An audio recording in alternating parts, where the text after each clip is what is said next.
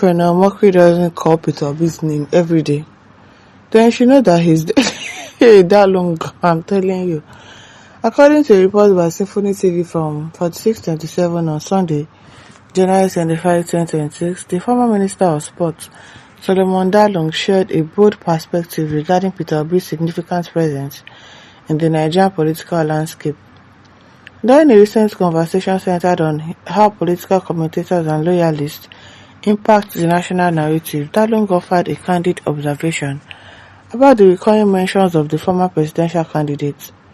Dalung stated, "When no mockery, if he doesn't call the name of Peter Obi every day, then you should know that he has spied." He offered the remark while analyzing the tendency of various public figures to keep Peter Obi at the forefront of their public addresses and social media updates. In Dalung's view, Peter Obi has transformed into a pivotal character in the nation's political story, suggested that the frequent references to Obi are a direct result of the massive influence and wide-reaching appeal the politician currently holds. Yes, so the former minister's words underscores the intense level of scrutiny and fascination that surrounds Obi from activists and critics alike.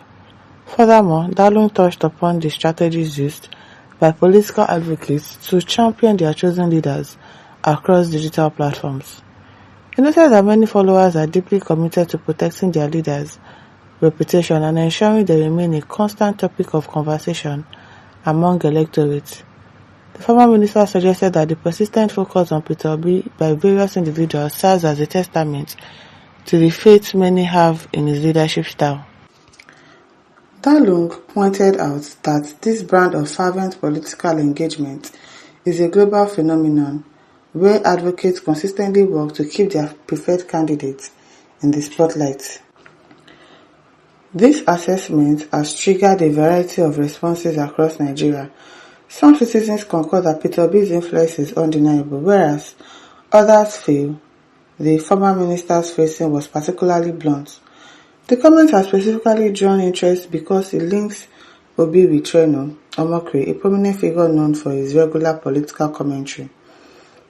As Nigeria's political climate evolves, the impact of commentators and vocal supporters remains a major factor in public life.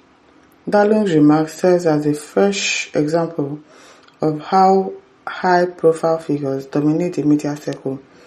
Championing dialogue regarding Peter Obi and his followers is likely to persist as the nation looks towards future political milestones and debates. Okay.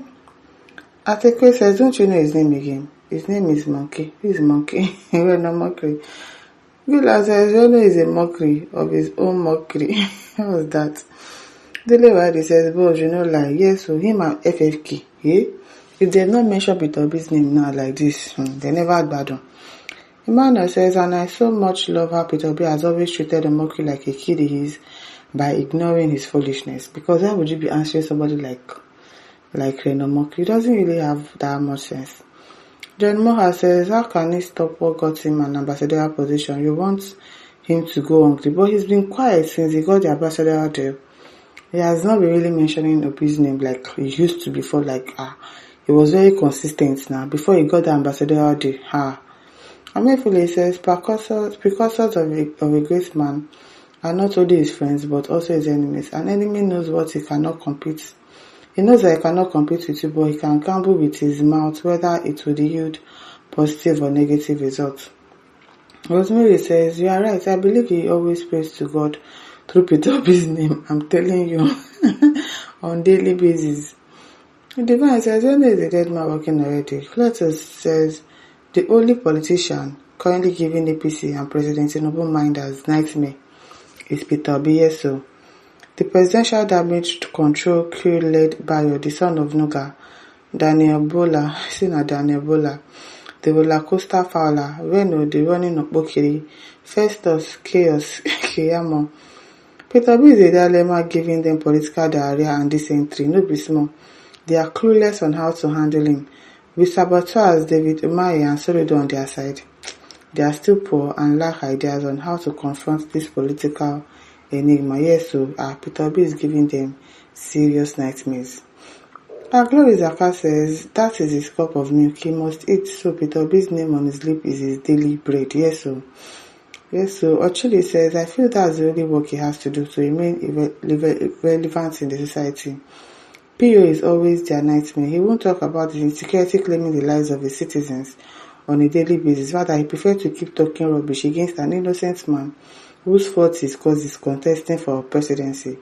Reno and Deji does not sleep without mentioning the business PO's name. They don't add FFK to that.